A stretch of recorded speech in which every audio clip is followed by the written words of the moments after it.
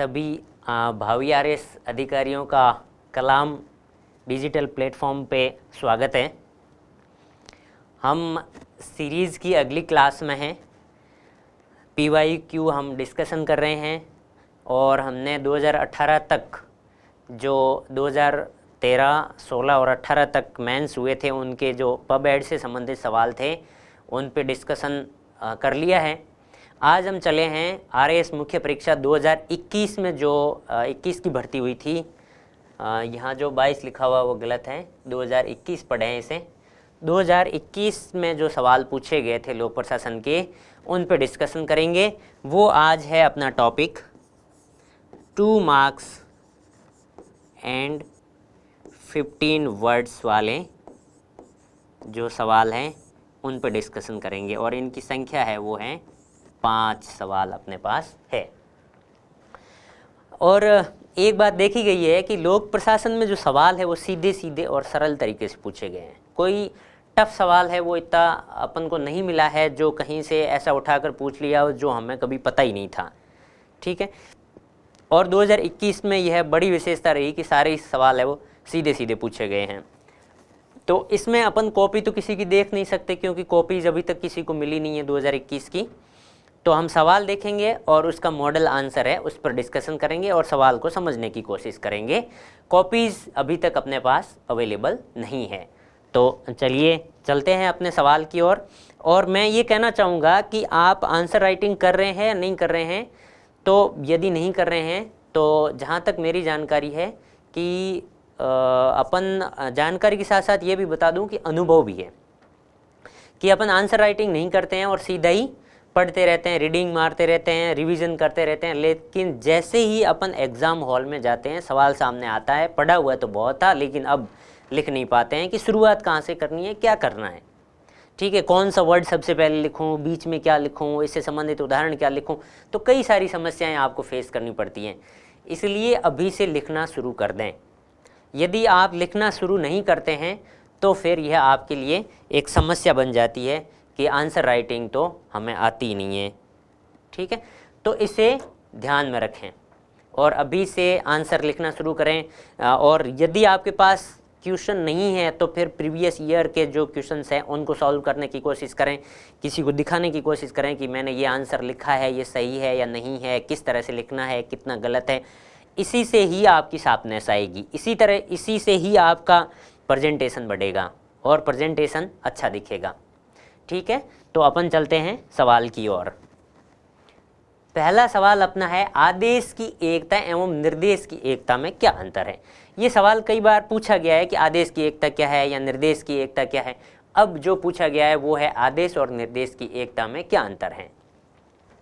तो हम कैसा प्रेजेंटेशन करेंगे इसको, इधर लिखेंगे आदेश की एकता और इधर लिखेंगे हम निर्देश की एकता। ठीक है, और इसके नीचे इस तरह से अंडरलाइन कर लेंगे जिससे उन्हें हेडिंग का पता चल सके। अब आदेश की एकता किसे कहते हैं। आदेश की एकता का मूल जो उद्देश्य वो है एक बॉस एक सबॉर्डिनेट।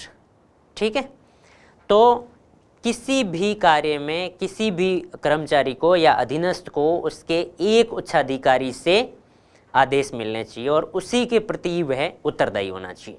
नहीं तो क्या होता है कि मेरे को जो आदेश मिला है वो 3-4 लोगों से या ऊपरी अधिकारियों से मिला है। अब वह व्यक्ति किसके प्रति उत्तरदायी होगा और किसका काम करेगा, किसका छोड़ेगा, और यदि करेगा तो सबके करना कोई संभव नहीं है। इसलिए आदेश की एकता यह एक महत्वपूर्ण उदाहरण है जिसके अंदर ये होता है कि एक व्यक्ति को या एक कर्मचारी को एक ही उच्च अधिकारी से आदेश मिलने चाहिए।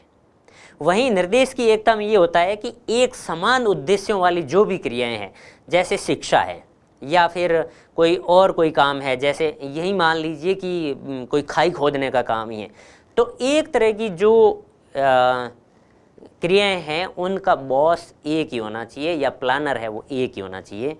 तो इसे कहते हैं निर्देश की एकता, समान उद्देश्य की क्रियाओं का बॉस एक। ठीक।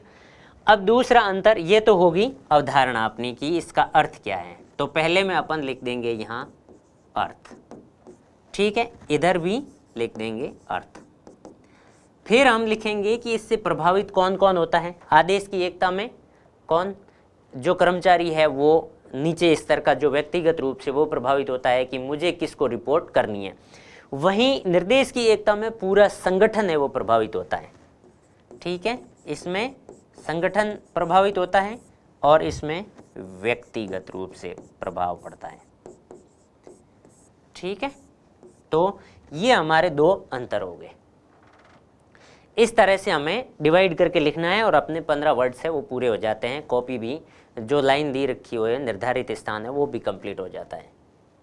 अब देखते हैं इसमें क्या क्या है। पहला है कि आदेश की एकता। किसी भी अधीनस्थ को एक ही अधिकारी से आदेश प्राप्त करने व उसी व्यक्ति के प्रति उत्तरदायी होने को आदेश की एकता कहते हैं। वहीं निर्देश की एकता में क्या है, समान उद्देश्य वाली क्रियाओं के लिए एक अध्यक्ष और एक योजना अधिकारी होना चाहिए। ऐसे नहीं 3-4 हैं जो अलग अलग इस तरह से बता रहे हैं कि ये काम करना है, कभी कह रहे हैं वो काम करना है, तो उसमें वे व्यक्ति के लिए क्रियाओं का दोहरान है वो बढ़ जाता है। दूसरा है, यह दोहरी अधीन स्थिति को रोकता है कि मेरे को किस किस व्यक्तियों से, मान लीजिए एक व्यक्ति है उसको इधर से भी आदेश मिल रहे हैं, इधर से भी आदेश मिल रहे हैं, अब वो व्यक्ति किधर जाएगा। ये एक ऐसा हो गया जो 2 मस्तिष्क वाला सेनापति इस तरह से हो गया। एक कह रहा है कि नहीं युद्ध लड़ना है, दूसरा कह रहा है इस मोर्चे पर लड़ना है, फिर वो किधर जाएगा, इसलिए हार निश्चित है, ठीक है। यह क्रियाओं के एक दूसरे के आच्छादन को रोकता है, एक दूसरे पर ओवरलैपिंग नहीं हो इसलिए रोकता है। यह व्यक्ति विशेष को प्रभावित करता है और यह संपूर्ण संगठन को प्रभावित करता है। तो अपने 3 जो अंतर है वो मुख्य रूप से हो गए, ठीक है। तो इसे हमें इस तरह से प्रेजेंट करना है, ठीक है। अब हम देखते हैं अगला सवाल। दूसरा सवाल है, प्रशासन की प्रकृति के संबंध में प्रबंधकीय दृष्टिकोण को स्पष्ट कीजिए, ठीक है। प्रबंधकीय दृष्टिकोण को स्पष्ट कीजिए। यहाँ 2 तरह के दृष्टिकोण चलते हैं। एक एकीकृत दृष्टिकोण है, ठीक है, एक एकीकृत है, एक प्रबंधात्मक है, ठीक है। तो इन दोनों ही दृष्टिकोणों में यह है कि एकीकृत दृष्टिकोण तो ये कहता है कि उच्च अधिकारी से लेकर निम्न अधिकारी तक या कर्मचारी तक जो भी व्यक्ति काम कर रहा है वो सभी प्रशासन का हिस्सा होते हैं। जबकि प्रबंधकीय ये कहता है कि नहीं, केवल योजना बनाने वाले, नियंत्रण करने वाले, पर्यवेक्षण करने वाले, समन्वय स्थापित करने वाले, संगठन बनाने वाले, इन सभी लोगों को प्रशासन माना जाता है। उन्होंने कहा कि नहीं, ऐसा नहीं है कि आप एक चपरासी, एक लिपिक, एक यांत्रिक या किसी भी व्यक्ति को आप प्रशासन का हिस्सा मान लोगे, ऐसा नहीं है, ठीक है। तो इसकी मूल भावना यही है कि प्रबंधकीय में वही व्यक्ति आते हैं जो कौन कौन क्या क्या करते हैं, नियोजन का काम करते हैं, नियोजन, पर्यवेक्षण, समन्वय, निर्देशन, संगठन, ठीक है।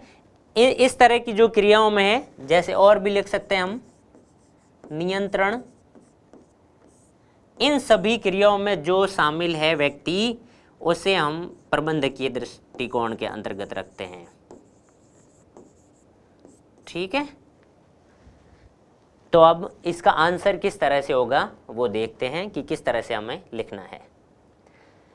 इस दृष्टिकोण के अनुसार प्रशासन में केवल नियोजन, संगठन, समन्वयन, निर्देशन, नियंत्रण और पर्यवेक्षण आदि ही शामिल होते हैं। नैतिक और शारीरिक कार्यों को प्रशासन में शामिल नहीं किया जाता है। जैसे यांत्रिक, लिपिक, चपरासी को प्रशासक नहीं कहा जा सकता, ठीक है। क्लियर है एकदम कि प्रबंध करने वाले, प्रबंधात्मक जो क्रियाएं करने वाले हैं, उन्हीं को ही हम प्रशासन में लेते हैं, और यही यह दृष्टिकोण कहता है। चलिए तीसरे प्रश्न की ओर। लेखानुदान क्या है? ठीक है, अब मान लीजिए कि यहाँ पर एक सरकार है, मौजूदा सरकार है, चुनाव नज़दीक है और वह अपना बजट है उसे प्रस्तुत नहीं कर पा रही है। ऐसे समय में अपना खर्चा पूरा करना है, तो खर्चा कहाँ से मिलेगा? भारत की संचित निधि से। इससे निकालने के लिए या इस कोष से पैसे निकालने के लिए संसद की अनुमति लेती है। ठीक है, तो इसे क्या कहते हैं? लेखानुदान कहते हैं। ठीक है, देखते हैं क्या है। लेखानुदान वह प्रक्रिया है जिसके द्वारा एक वर्तमान सरकार चुनाव होने तक अपने खर्चों को पूरा करने के लिए भारत की संचित निधि से धन निकालने के लिए संसद से अनुमति प्राप्त करती है।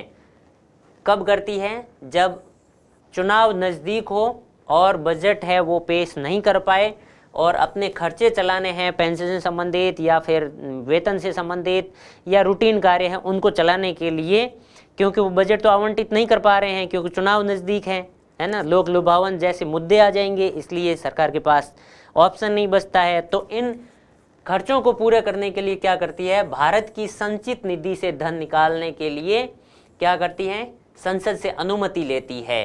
ठीक है, यह बजट पारित न होने की स्थिति में प्रस्तुत किया जाता है।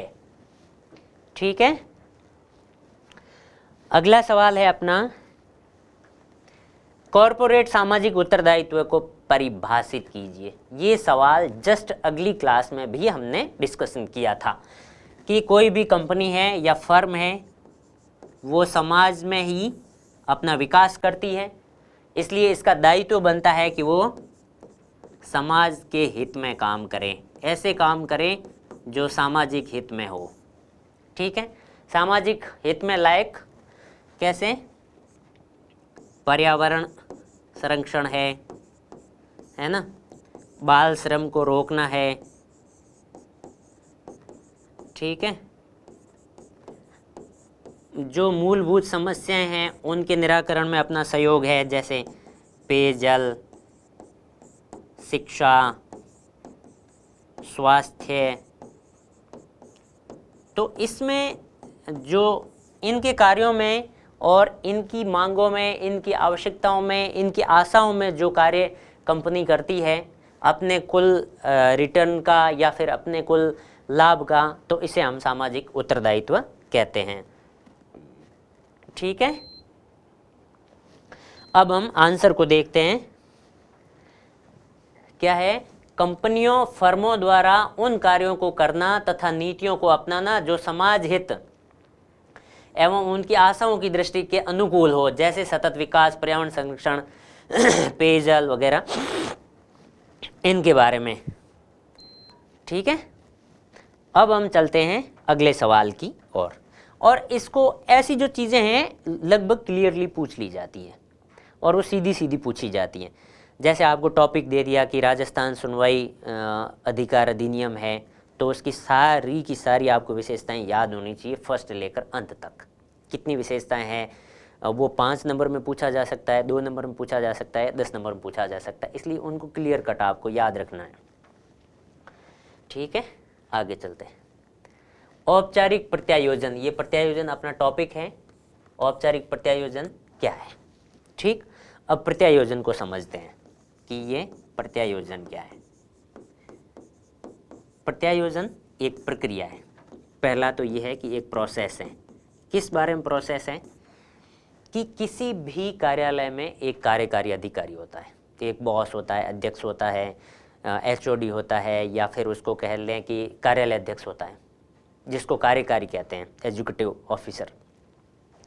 अब उसके पास कई सारे काम होते हैं। ठीक है, एक आप स्कूल का ही मान लीजिए, एक प्रिंसिपल है, उसके कई सारे काम होते हैं। ठीक है, या एक पीएमओ है, उसके पास कई सारे काम हैं। तो वो क्या करता है कि अपने कुछ कामों से कम करने के लिए, कार्यभार को कम करने के लिए किसी और को दे देता है, जो अपने अधीनस्थ हैं उनको दे देता है, अधिकार और उत्तरदायित्व सहित। कि ये अधिकार है, ये पावर्स है आपके, इसमें आप ये काम कर सकते हो, और गलत किया तो आपका उत्तरदायित्व भी निश्चित किया जाएगा कि आप उत्तरदायी हो इसके लिए। तो कुछ कार्य हैं वो उनको विभाजित कर दिया जाता है अपने अधीनस्थों में और खुद में, इससे उनका भार है कम हो जाता है, और वो जो नियोजन से संबंधित कार्य है या फिर नीति निर्माण से संबंधित कार्य है उन पे अच्छी तरह से वो गौर कर सकता है और ध्यान है अपना उन पे अट्रैक्ट पूरी तरह से लगा सकता है। ठीक है, इसे कहते हैं प्रत्यायोजन, जिसे भारार्पण भी कहते हैं। ये सवाल 2013 में पूछा गया था कि भारार्पण क्या होता है। उसको थोड़ा सा इस तरह से करके जब इंग्लिश में पढ़ रहे थे तभी समझ में आ रहा था कि भारार्पण किसे कहते हैं। ठीक है, तो प्रत्यायोजन। अब इसका कई प्रकार होते हैं, औपचारिक, अनौपचारिक। अब अनौपचारिक होता है, उसमें तो रीति रिवाज होते हैं और मौखिक रूप से दे दिया जाता है कि हाँ ठीक है रीति रिवाज है, किसी को वही काम करना है। लेकिन एक होता है लिखित रूप में, नियमों, उपनियमों, कानूनों के अंतर्गत दिया जाता है, उत्तरदायित्व और अधिकारों सहित कि ये काम आपको करना है। जैसे जिला कलेक्टर हैं, वह अपनी कुछ शक्तियां हैं वो एसडीएम को सौंप देती है या तहसीलदार को सौंप देती है। ठीक है तो इसे लिखित रूप में जो होते हैं उनको औपचारिक कहते हैं। ठीक है, देखते हैं, जब संगठन में लिखित नियमों, उपनियमों, आदेशों या प्रक्रियाओं के आधार पर प्रत्यायोजन किया जाता है तो वह औपचारिक प्रत्यायोजन कहलाता है। तो अपने 2 नंबर के जो सवाल थे 2021 के 2 मार्क्स के जो सवाल थे उन पर डिस्कशन कंप्लीट होता है। और आपको ये क्लासेस कैसी लग रही है, बोरिंग या इंटरेस्टिंग या फिर मदद करने वाली, तो इस बारे में आप ज़रूर बताएं। और जो बिल्कुल बिगनर्स हैं जिन्होंने अभी तैयारी शुरू की है वो भी इस पे लगे रहें और अपने आंसर को शार्प करने में लगे रहें कि हमें तो फर्स्ट बार ही देना है, फर्स्ट बार में सिलेक्शन प्राप्त करना है, तो आपको अच्छी तरह से करना है। और जो साथी हैं जिन्होंने 2-3 बार दिया है, एग्ज़ाम दिया है, फिर भी सफल नहीं हो पा रहे हैं, वो इनमें और शार्पनेस लाएं, प्रेजेंटेशन को अच्छा करें और उसमें जो पॉइंट्स हैं उनको बढ़ाएं। और जो चीज़ हम गप के रूप में लिख रहे हैं या फिर अव्यवस्थित रूप से लिख रहे हैं उनको व्यवस्थित करने की कोशिश करें। और जिनको रैंक में सुधार करना है वो भी प्रयास करें कि हमारा आंसर है वो किस तरह से शानदार हो, अट्रैक्टिव हो, कुछ प्रेजेंटेशन अच्छा हो, तो इस पर लगे रहें। Thank you very much.